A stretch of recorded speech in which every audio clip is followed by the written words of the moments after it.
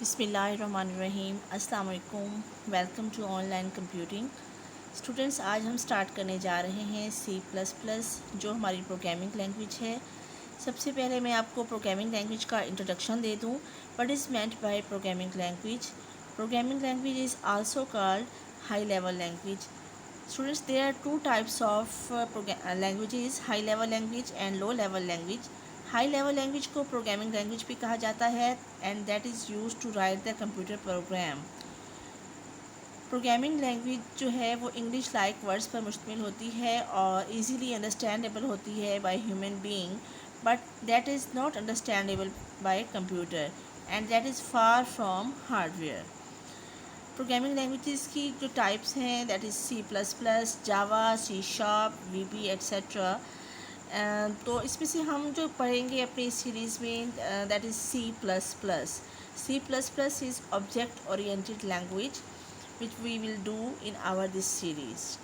दूसरी जो लैंग्वेज है वो है लो लेवल लैंग्वेज, जिसे कंप्यूटर लैंग्वेज भी कहा जाता है। लो लेवल लैंग्वेजेस की दो टाइप्स हैं, जैसे कि असेंबली लैंग्वेज और मशीन लैंग्वेज।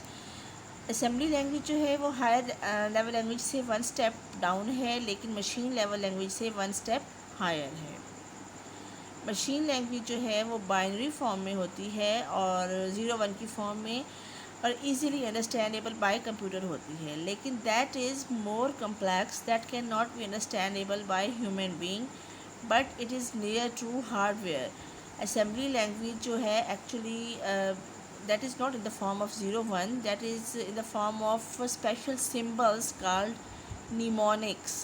असेंबली लैंग्वेज को भी मशीन लैंग्वेज में कन्वर्ट करना पड़ता है और हाई लेवल लैंग्वेज को भी मशीन लेवल लैंग्वेज में कन्वर्ट करना पड़ता है, और इसको कन्वर्ट करने के लिए हमारे पास एक ट्रांसलेटर होता है जिसको आप जो है जिसका मकसद ये होता है कि हाई लेवल लैंग्वेज और लो लेवल लैंग्वेज को यानी असेंबली लैंग्वेज को ट्रांसलेट करके मशीन लैंग्वेज में कन्वर्ट कर दिया जाए।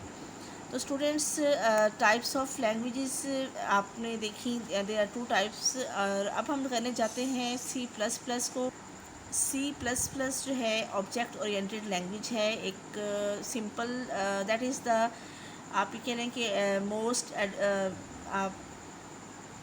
advanced form of the C language. C language is a structured language and C++ is the object-oriented language. There are the use of classes and objects in C++.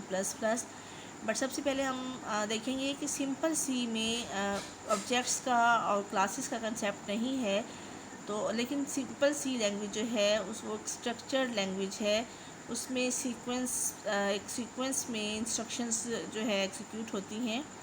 तो आइए हम देखते हैं basic structure क्या है सी और C++ लैंग्वेज में लिखे गए प्रोग्राम का। स्टूडेंट्स, ये हमारे पास स्क्रीन पे आपको नज़र आ रहा होगा, that is the structure of simple C program. there is a first portion, hash include studio.h, इसको हम हेडर बोलते हैं। इसके बाद इसका मेन प्रोग्राम स्टार्ट हो जाता है और मेन में इंट जो है इसकी डेटा टाइप है, और उसके बाद डेलीमीटर्स स्टार्ट होते हैं, जहाँ आपको कर्ली ब्रेसेस नज़र आ रही हैं, इसको डेलीमीटर्स बोलते हैं। स्टार्टिंग और एंडिंग कर्ली ब्रेस के दरमियान में इसका बॉडी पोर्शन आता है। तो ये स्ट्रक्चर है सिंपल सी प्रोग्राम का, और C++ में लिखे गए प्रोग्राम का भी स्ट्रक्चर सेम ऐसे ही है, जस्ट थोड़ा सा डिफरेंस है। पहले देखें हैश इंक्लूड और एंगल ब्रैकेट्स में आईओस्ट्रीम, और फिर दूसरी लाइन में hash include conio.h using name space std। ठीक है, अब देखें यहाँ पे जो आपको पहली लाइन नज़र आ रही है सी प्रोग्राम में भी, और ये देखिए हैश इंक्लूड, और C++ में भी हैश इंक्लूड। तो ये हैश इंक्लूड क्या है, सबसे पहले हम ये डिस्कस करते हैं। हैश साइन जो है हमारे प्री प्रोसेसर डायरेक्टिव को स्टार्ट करने के लिए यूज़ होता है। प्री प्रोसेसर डायरेक्टिव क्या है इसको देखते हैं हम, और उसके बाद iostream.h है, conio.h है, और इसमें देखें आप studio.h आपको नज़र आ रहा है एंगल ब्रैकेट्स में। तो ये जो है .h की एक्सटेंशन के साथ जो हमारे पास फाइल आ रही है एंगल ब्रैकेट में, इसको हम डिस्कस करते हैं ये क्या है। फिर name space std, name space जो है क्या है, और नेम स्पेस टाइप की एक वेरिएबल यहाँ पे std दिया गया है। तो उसके बाद मेन प्रोग्राम स्टार्ट हो जाता है। हमारा मेन प्रोग्राम में जो करली ब्रेसेस हैं इनका क्या मकसद है, इसको हम क्यों यूज़ करेंगे। तो आज के लेक्चर में हम अपने स्ट्रक्चर ऑफ सी प्रोग्राम और C++ का प्रोग्राम का जो बेसिक स्ट्रक्चर है इसको डिस्कस करते हैं। तो सबसे पहले है हमारा pre processor directive. Pre processor directive is an instruction given to compiler before the execution. ठीक है, एग्जीक्यूशन से पहले कंपाइलर को जो इंस्ट्रक्शन दी जाती है that is called pre processor directive. It is also known as compiler directive. इसका पर्पस क्या होता है और इसको स्टार्ट कैसे किया जाता है। Pre processor directive start with the hash sign and it is written at the start of the program. इसकी एग्जांपल देख लें आप, हैश इंक्लूड iostream.h। ठीक है, तो इसको इंक्लूड के कीवर्ड से हम स्टार्ट करते हैं और इस एंगल ब्रैकेट्स में इसके बाद हेडर फाइल लिखी जाती है। प्री प्रोसेसर डायरेक्टिव के बाद हम हेडर फाइल को डिस्कस करते हैं। हेडर फाइल क्या है। Header files actually are the collection of library functions to perform specific task. ये जो हेडर फाइल्स होती हैं इनमें स्पेसिफिक फंक्शन परफॉर्म करने की कैपेबिलिटी होती है।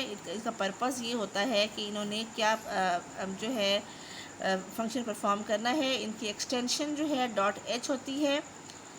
अगर आप यहाँ पे आपको नज़र आ रहा है हेडर फाइल iostream.h, ये IO है that is used for input output. IO mean input output. Simple C program में आपने देखा था हैश इंक्लूड studio.h, stdio.h। यहाँ पर भी stdio जो है that is for standard io.h। यहाँ पे हेडर फाइल है और ये iostream.h है। इसका पर्पस भी यही है, अगर हम ये फ़ाइल जो लाइब्रेरी फ़ाइल है अपने प्रोग्राम में इंक्लूड नहीं करते तो हम अपने प्रोग्राम में इनपुट आउटपुट फंक्शंस को यूज़ नहीं कर सकते। स्टूडेंट्स नेक्स्ट आप ये देख लें इसकी एग्जांपल। इसके बाद हम मेन फंक्शन की तरफ आते हैं। Main function of the C program जो है that is between the curly braces, starting और एंडिंग कर्ली ब्रेस होती है। वॉइड मेन इसका कीवर्ड है और इन जो कर्ली ब्रेसेस हैं इनको डेलीमीटर्स भी कहा जाता है। इसके दरमियान में आपने सी की तमाम स्टेटमेंट्स लिखनी हैं that will end with the semicolon. C की तमाम स्टेटमेंट्स जो होती हैं उनको सेमी कॉलन से एंड किया जाता है। और अगर आप जो है किसी भी स्टेटमेंट को टर्मिनेट करने के लिए सेमी कॉलन यूज़ नहीं करते, इसका मतलब ये होता है कि वो स्टेटमेंट कंटिन्यू हो अभी तक है, एंड नहीं हुई है। और सेमी कॉलन के बाद हमारा एक मखसूस सीक्वेंस आता है। यहाँ पर देखें आपने सी आउट, इसकी एग्जांपल देखें, सी आउट डबल एंगल ब्रैकेट्स और फिर डबल कोट्स में आपने स्ट्रिंग लिखी हुई है और स्ट्रिंग को एंड किया गया है विद सेमी कॉलन। तो स्टूडेंट्स ये था हमारा बेसिक स्ट्रक्चर ऑफ हमारा प्रोग्राम सी लैंग्वेज का। और सी लैंग्वेज में प्रोग्राम देखें और या C++ का प्रोग्राम देखें तो इसमें बेसिक जो फंक्शंस हैं, तो जो बेसिक स्ट्रक्चर इसका है वो 3 हैं: pre processor directive, header files और मेन फंक्शन। मेन फंक्शन के मैंने आपको बताया कि इसमें हमारे पास सी स्टेटमेंट्स आती हैं। होप सो आप लोगों को इसका बेसिक स्ट्रक्चर समझ में आ गया होगा। अगर आपको ये लेक्चर समझ में आ गया है तो हमारे चैनल को प्लीज़ सब्सक्राइब करें और अपने नेक्स्ट लेक्चर के लिए बेल आइकन को ज़रूर प्रेस करें। Thank you.